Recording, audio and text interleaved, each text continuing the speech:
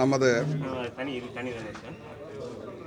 பொள்ளாச்சி என்பது தென்னை விவசாயம் சார்ந்த பகுதியாக இருந்து வருகின்றது. இங்கே வந்து தென்னை அதிகமாக விவசாயம் செய்து வருகின்றோம்.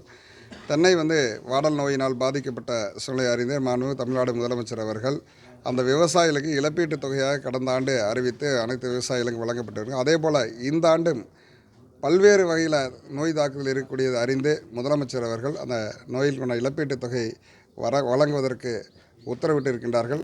அதற்குண்டான அதிகாரிகள் வந்து கணக்கெடுப்பு செய்து வருகின்றனர். அதற்கு உரிய இழப்பீடு வந்து வழங்க வருவதற்கு அரசு ஏற்பாடு செய்து வருகிறது என்பதை தெரிவித்துக் கொள்கிறோம்.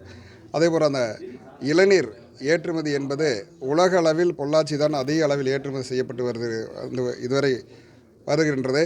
அதை தொடர்ந்து செய்வதற்கு அரசு வந்து முயற்சி செய்யும் என்பதை இந்த இடத்துல அன்போடு தெரிவித்துக் கொள்கிறோம். இந்த புவிசார் குறியீடு வந்து இளநீர் பொள்ளாச்சி இளநீருக்கான புவிசார் குறியீடு கிடைக்கவில்லை சார்.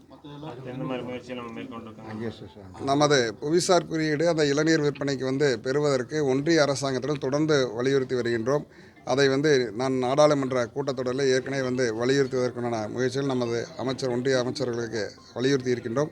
நிச்சயமாக வரக்கூடிய காலகட்டங்களில் நமது தமிழ்நாடு முதலமைச்சருடைய வழிகாட்டுதலின்படி அந்த ஒன்றிய அரசாங்கத்தை பெற்று இந்த விவசாயிகளுடைய வாழ்வதற்கு நாம் ஒளியேற்றுவோம் என்று அன்போடு தெரிவித்துக் கொள்கிறோம்.